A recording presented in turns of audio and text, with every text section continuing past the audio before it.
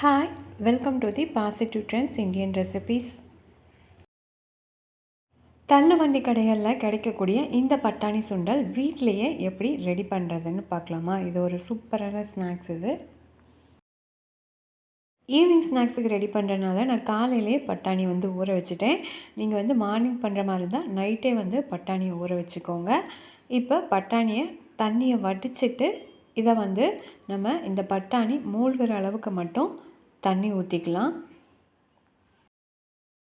யாருக்கெல்லாம் இந்த பட்டாணி சுண்டல் பிடிக்கும்னு கீழே கமெண்ட்ஸில் சொல்லுங்கள்.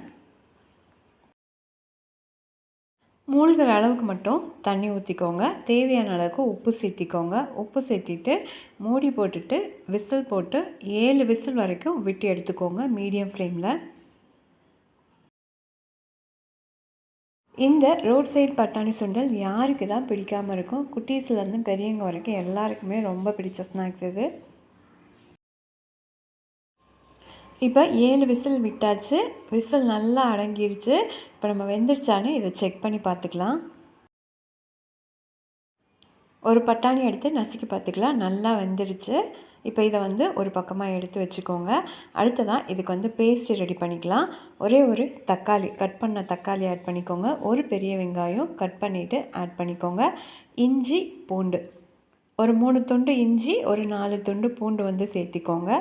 இது கூடவே காரத்துக்கு ஏற்ற மாதிரி பச்சை மிளகாய் சேர்த்திக்கோங்க. மறுபடியும் நம்ம மிளகாய்த்தூள் ஆட் பண்ணுவோம். அதனால் காரத்துக்கு ஏற்ற மாதிரி சேர்த்துட்டு தண்ணி விடாமல் பேஸ்ட் மாதிரி அரைச்சி எடுத்து வச்சுக்கோங்க.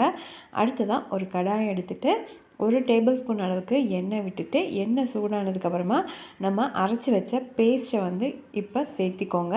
மறுபடியும் மிக்ஸி ஜாரில் கொஞ்சமாக தண்ணி விட்டுட்டு அதையும் கலக்கிட்டு ஊற்றிக்கோங்க.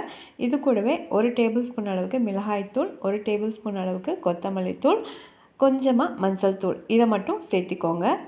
அதுக்கப்புறமா பெருங்காயத்தூள் 1 பிஞ்ச் அளவுக்கு சேர்த்திக்கோங்க. இப்போ இதை எல்லாத்தையுமே நல்லா கலந்து விட்டுக்கோங்க. மீடியம் ஃப்ளேமில் வச்சுக்கோங்க.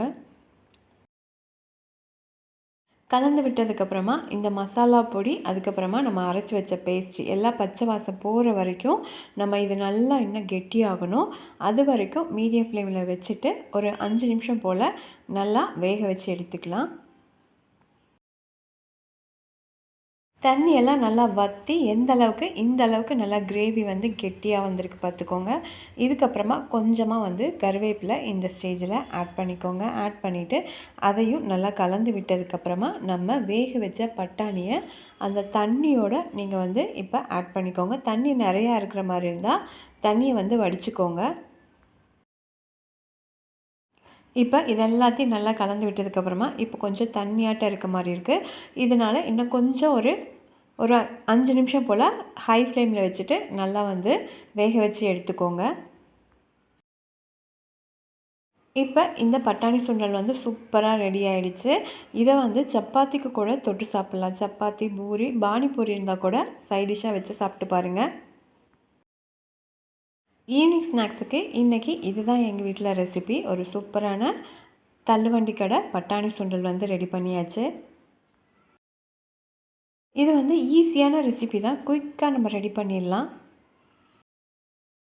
இது கூடவே பெரிய வெங்காயம், கருவேப்பிலை, தக்காளி, அதுக்கப்புறமா ஓமப்பொடி இருந்தால் அதையும் போட்டுக்கோங்க. செம்ம டேஸ்ட்டாக இருக்கும் நல்லா சாப்பிடும்போது.